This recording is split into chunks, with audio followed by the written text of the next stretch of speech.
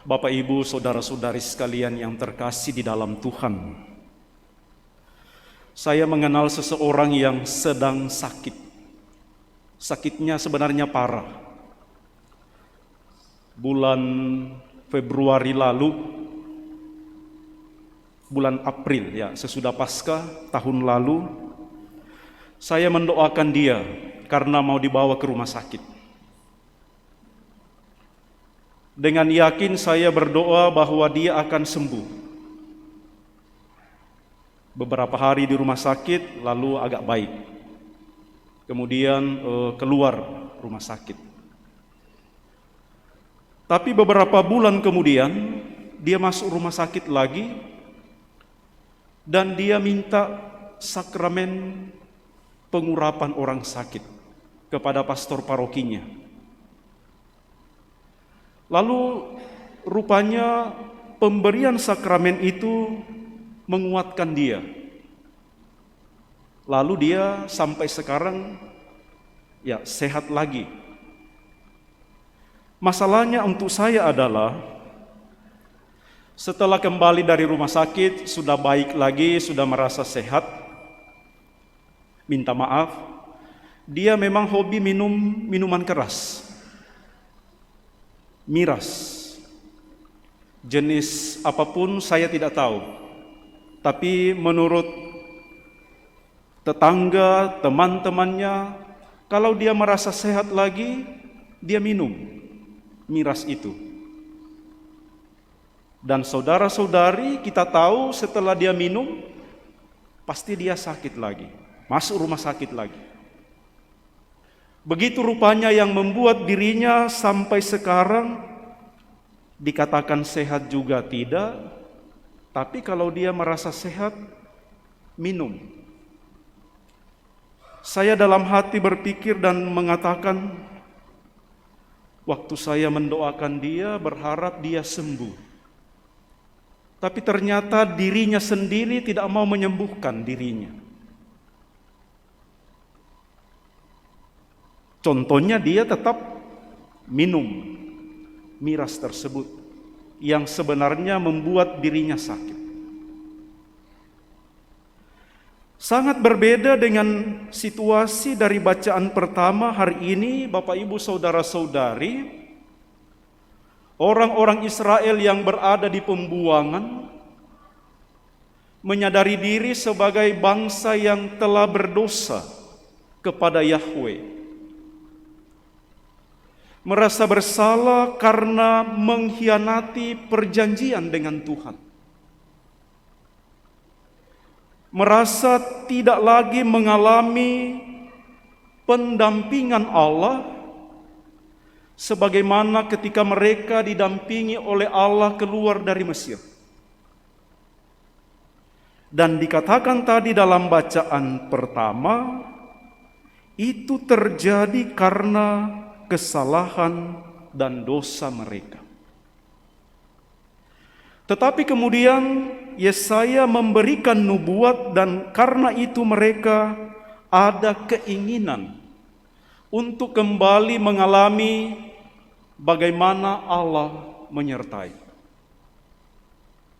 Bahasa biasa, ada penyesalan. Penyesalan karena mengkhianati Allah, dan karena itu ingin kembali. Ingin mengubah cara yang lama menjadi manusia, menjadi umat yang baru. Taat dan setia kepada Allah. Dan itulah yang dikatakan dalam bacaan pertama, Allah mau, Allah ingin, Allah merencanakan penyelamatan kepada mereka yang ingin kembali menjadi umatnya. Dan saudara-saudari, rencana Allah itu kemudian digenapi dalam diri Yohanes Pembaptis dan Yesus dalam Injil hari ini. Kita mendengar banyak orang yang datang kepada Yohanes untuk dibaptis. Dan pembaptisan Yohanes kita tahu adalah pembaptisan untuk pengampunan dosa. Membebaskan orang yang bersalah, membebaskan orang yang berdosa. Meskipun dikatakan bahwa pembaptisan Yohanes adalah pembaptisan yang menghapuskan dosa, tetapi Yohanes mengatakan, saya bukan Mesias. Masih akan datang Mesias yang dinantikan, Dia yang akan membaptis kalian dengan Roh Kudus dan dengan api. Dan baptisan itu kita terima sebagai baptisan yang menguduskan. Baptisan yang kita terima melalui Yesus adalah baptisan yang membuat kita, selain dihapuskan dosa-dosa kita, kita menjadi orang-orang yang suci dan kudus. Dan karena itu dikatakan, martabat baptis yang kita terima membuat kita menjadi anak-anak Allah.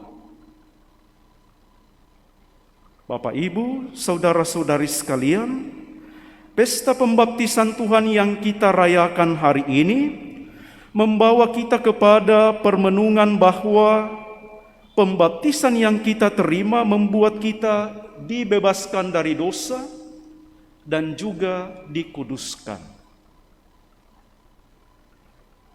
Dan karena itu, baptisan yang kita terima membawa misi, konsekuensi dalam hidup kita sebagai orang yang dibaptis.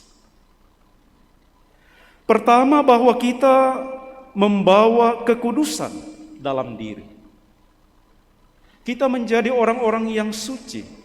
Kita menjadi orang-orang yang kudus.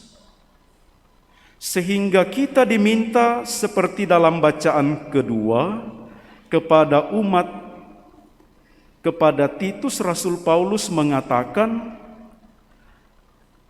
kasih karunia mendidik kita agar meninggalkan kefasikan, keinginan-keinginan duniawi, agar kita hidup bijaksana, adil, dan beribadat di dalam dunia sekarang ini.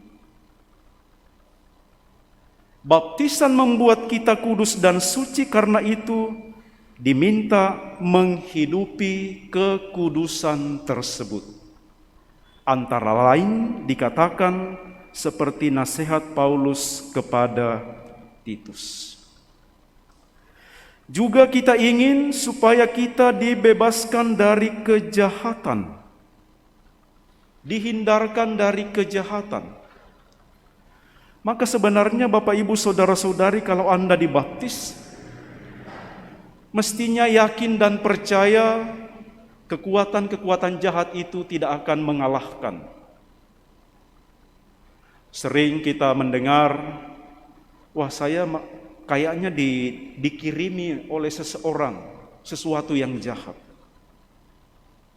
Martabat pembaptisan membuat kita mestinya kuat dan bisa mengalahkan apa yang kita katakan kekuatan-kekuatan jahat tersebut. Maka tidak usah berpikir, aduh, saya sakit tidak pernah sembuh, jangan-jangan dikirimi orang dari kampung kah? Dikirimi sesuatu dari tetangga yang iri kah sama saya? Martabat pembaptisan menguatkan kita untuk menghindarkan dari hal-hal yang jahat. Maka Bapak Ibu yakin bahwa saya dibaptis, saya menerima karunia tersebut. Memang ada kekuatan-kekuatan jahat. Memang ada orang yang menggunakan kekuatan-kekuatan jahat. Tetapi sebagai orang yang dibaptis, kita kuat. Kita mempunyai rahmat untuk melawan kekuatan-kekuatan jahat. Dan yang kedua, saudara-saudari, pembaptisan Tuhan hari ini mengingatkan kita bahwa Kristus Putra Allah benar ada di tengah-tengah kita. Dia sungguh Putra Allah, Dia sungguh manusia juga. Yesus yang kita imani adalah sungguh Allah dan sungguh manusia, dan melalui pembaptisannya oleh Yohanes diumumkan, diperkenalkan oleh Allah sendiri kepada kita, Ia ada di tengah-tengah kita. Ia menguduskan kita, Ia menemani seluruh perjalanan kita sampai kepada hidup kekal. Maka dengan keyakinan itu, kekuatan-kekuatan jahat pun kita dijaga dan dilindungi oleh Kristus yang ada berjalan bersama-sama dengan kita.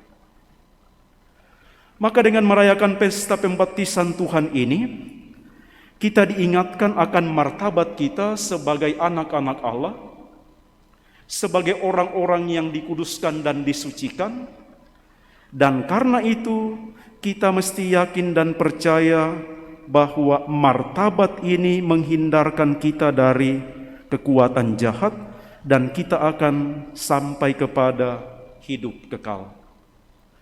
Mari kita mohon dalam perayaan Ekaristi ini, mudah-mudahan kita sekalian sungguh yakin sebagai orang yang dikaruniai, diberi kekuatan melalui rahmat pembaptisan, dan karena itu kita akan berusaha dan berjuang hidup sebagai orang-orang yang dibaptis, yang telah menjadi anak-anak Allah.